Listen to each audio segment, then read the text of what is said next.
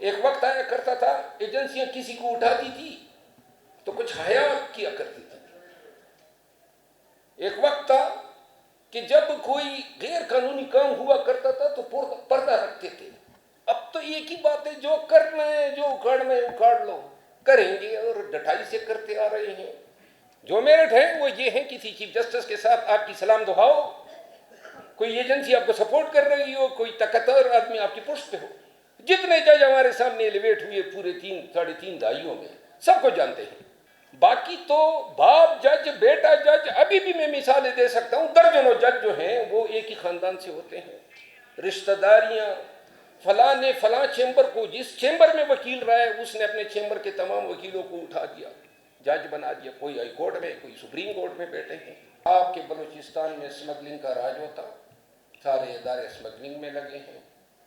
اس دن D G I S P R جب press conference کر رہا تھا تو بتا رہا تھا کہ جی یہ اسمگلنگ کی گاڑیاں کوئی ماچس کی ڈیبیاں ہیں جو جیب میں ڈال کے آپ بارڈر تک پرواز کر کے آئے. شہید باز محمد ایڈوکیٹ اور ہمارے دیگر 53 وکلاء ساتھی اور ثانیہ کوئٹہ میں تمام 72 شہداء، اس سانے میں جو نقصان ہوا وہ پورے ملک کا تھا، بلوچستان کا تو بالخصوص. اور آج اکٹھے ہوئے ہیں. میں دن کے ٹائم جب یہاں پہنچا تو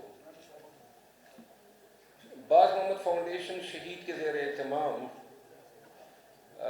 یہاں بلوچستان میں 16 ڈیجیٹل لائبریریز ہیں. میں ایک لائبریری میں گیا، بچیوں سے ملاقات ہوئی، میں نے دیکھا اور دل سے دعا دی محتمین کو، اور مرحومین کی روح کے لیے میں نے دعا کی.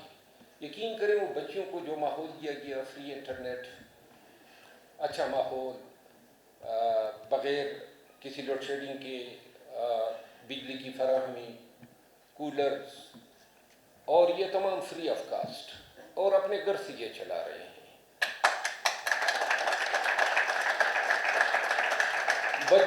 بچوں سے ہم کلام ہوا، بڑی خوشی ہوئی. بلوچستان ایک زندہ مثال ہے. مجھ سے کسی بچے نے سوال کیا کہ بلوچستان کی محرومیوں کے ذمہ دار کیا ہے. میں بارہا سوچا ہوں کہ بلوچستان کی محرومیوں کے ذمہ دار جو ہیں، سب سے اول جو ہیں بلوچستان کے اپنے عوام ہیں. اور کبھی یہ بلوچ پشتون جمعیت اور ان سائیکل سے نکل کے کبھی ایک مٹھی ہو جاتے تو یہ نہ ہوتا کہ آپ کے بلوچستان میں اسمگلنگ کا راج ہوتا، سارے ادارے اسمگلنگ میں لگے ہیں. اور اس دن D G I S P R جب پریس کانفرنس کر رہا تھا تو بتا رہا تھا کہ جی یہ اسمگلنگ کی گاڑیاں کوئی ماچس کی ڈیبیاں ہیں جو جیب میں ڈال کے آپ بارڈر تک پرواز کر کے آئے. پورا چمن آپ کا بھرا ہوا ہے. خواتین و حضرات، آج اس کانفرنس کا جو موڈ پوائنٹ ہے وہ ہے پاکستان میں قانون کی حکمرانی. پیشہ قانون سے مجھے تقریباً 30 سال سے زیادہ ہو گئے ہیں. 16 سال بطور منصف اور تقریباً 16 سال بطور وکیل کے. اور یہ گزشتہ 2 سالوں میں 2023 میں جب رجیم چینج ہوتا ہے، ایک ایونٹ ہے جو بہت سے پاکستانیوں کے لیے نت نئے عجوبے اور نت نئے تجربات لایا. اور میں ان تجربوں کا نہ کہ صرف عینی شاہد ہوں بلکہ اس کا پرنسپل کردار ہوں. بڑے قریب سے میں نے دیکھا ہے پورے پاکستان میں کیا ہوا، کس نے کیا، کس طرح ہوا. لیکن ایک دور میں نے اپنی زندگی میں 2008 سے لے کر 2012 تک بھی گزارا ہے. یہ 2023 میں جب یہ بلائیں آتی ہیں، یہ ایجنسیاں کھلتی ہیں، اور یہ جو پکڑ دکڑ مار داڑ اور یہ فتنہ فساد، اس سے پہلے 2008 سے لے کر 12 تک میں، میرا قبیلہ، میرا خاندان ملیٹنسی کے اگینسٹ لڑا ہے. اور آپ یقین کریں اتنے لاشیں اٹھائی ہیں میں نے اپنے لوگوں کی، اپنے باپ سمیت. اور اتنا میں نے موت کا رقص دیکھا، اتنی سختیاں دیکھی کہ جب 2023 میں یہ لوگ بلا بن گئے تو یہ ہمیں کھلونے محسوس ہوئے، کیونکہ جو ہم پہ گزری تھی دہشت گردی کے نام پہ، اور جو ظلم و جبر اور جو ہم نے مانسٹر آف ڈسیپشن کو دیکھا تھا، پاکستان آج، یہ میں دل کی باتیں کہہ رہا ہوں کوئی لگی لپٹی بغیر، ہم ایک ایسے موڑ پہ آئے ہیں، پاکستانیوں کو یہ سمجھ آنی چاہیے کہ یہ دعاؤں سے اگر پاکستان ٹھیک ہوتا تو ہو چکا ہوتا،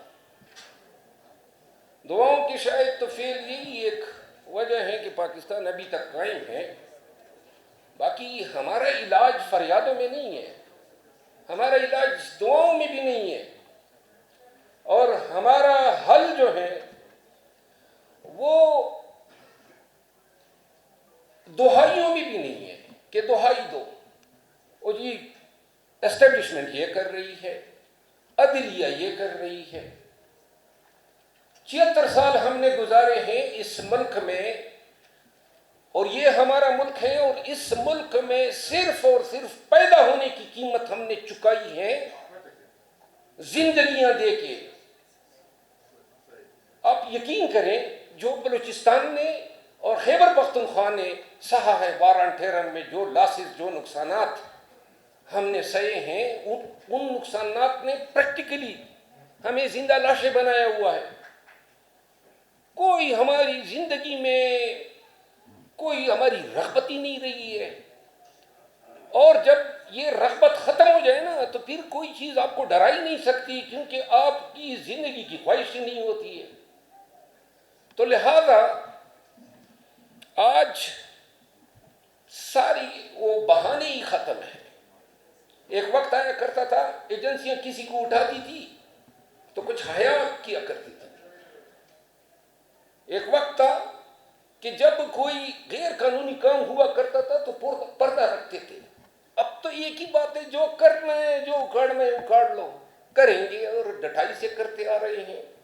کوئی بھی فیل آپ دیکھیں، جو ہمارے پریزیڈنٹ ہیں بلوچستان کوئٹہ بار کے، انہوں نے بات کی، ایک عمل جو ہے آپ کا بحیثیت قوم، یہ جو پرسنل قانون سازی ہوئی الیکشن ایکٹ 2017 میں، جو امینڈمنٹ لائے، اس لیے سپریم کورٹ کے فیصلے کو فرسٹریٹ کیا جا سکے، اور جو ایک حق کسی پارٹی کو دیا تھا اس پارٹی کو اس حق سے محروم کیا جا سکے۔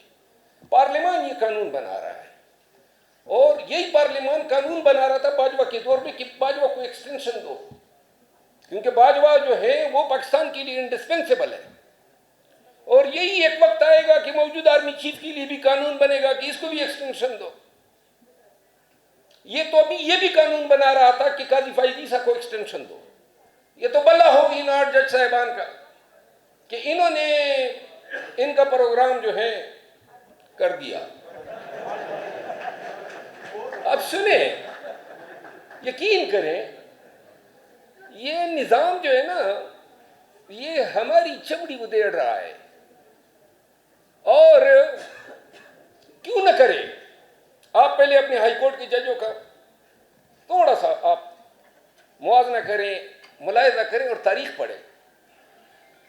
آپ کی عدلیہ آج تک کبھی ادارہ بنی ہی نہیں ہے۔ کون سی عدلیہ جس میں ہائی کورٹ کے جج کو ایلیویٹ ہونے کے لیے کوئی میرٹ نہیں ہے؟ سارے قانون کے پیشے سے وابستہ آپ لوگ، کیا میرٹ ہے؟ ہاں، جو میرٹ ہے وہ یہ ہے کسی چیف جسٹس کے ساتھ آپ کی سلام دعاؤ، کوئی ایجنسی آپ کو سپورٹ کر رہی ہو، کوئی طاقتور آدمی آپ کی پشت پہ ہو۔ جتنے جج ہمارے، کبھی بھی یہ قوم اپنے ان لوگوں کو نہیں بولے گی جو بلا پائے گی جو پاکستان کے لیے کھڑے ہوں گے۔ کبھی تو اگنور کر دو نا کہ میرا ذاتی فائدہ ہے، کبھی تو یہ نظر انداز کر دو کہ اس چیز میں مجھے فائدہ نہیں ہے۔ ایک دفعہ تو نکلو نا۔ آپ یقین کریں 4 لاکھ پاکستانی، 25 کروڑ، وہ 17 کروڑ ہیں، 4 لاکھ نکلے اور ملک میں انقلاب لیا، اور آپ اس کے اثرات دیکھیں، اس کے اثرات یہ ہوں گے کہ وہ وہاں پہ پرج ہوگا، وہاں پہ آپ ابھی دیکھیں گے آنے والے ہفتوں میں کہ کتنے تابوت لائے جاتے ہیں اور کتنے ان انڈسپینسبل کو درگور کیا جاتا ہے. اور یہ چیز اس ریاست میں بھی ضروری ہے. جنہوں نے انصاف بیچا ہے، جنہوں نے وردی کو پامال کیا ہے، جنہوں نے اپنے اوت کے تقدس کو پامال کیا ہے، ضرورت ہے کہ ان لوگوں کو بلا اس کے کہ وہ کس عہدے پہ براجمان ہیں، انصاف کے کٹہرے میں کھڑا کیا جانا چاہیے.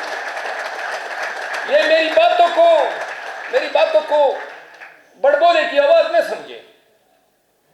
یہ کوئی دعوے غلط نہیں ہے. ہو سکتا ہے حمیت اور غیرت انگڑائی لے اور پاکستانی ایسے نکل آئے، اور اگر کبھی نکلے بھی تو یاد رکھو میں صف اول میں ان کے آگے کھڑا ہوں گا.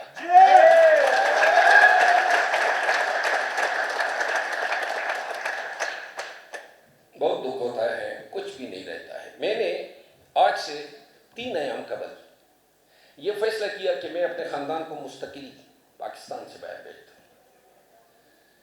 میں ممبر پارلیمنٹ ہوں، سپریم کورٹ کا وکیل ہوں، اس نظام کی تمام چیزوں کے ساتھ بڑی قربت میں رہا ہوں منصف کے طور پہ. لیکن میں سمجھتا ہوں کہ یا تم میرا ملک جو ہے یہ زوال پذیر ہے. ہماری نوجوان جنریشن باہر جا رہی ہے، آپ کا روپیہ گرتا جا رہا ہے. ہمارے پاس کوئی سبیل ہی نہیں ہے کہ ہم یہ بجٹ یا اپنے فائنینشل پلان میں ان قرضوں کی ادائیگی کس طرح کریں گے. اندھیرا نظر آ رہا ہے. ایک ہی حل ہے، صرف ایک ہی حل ہے.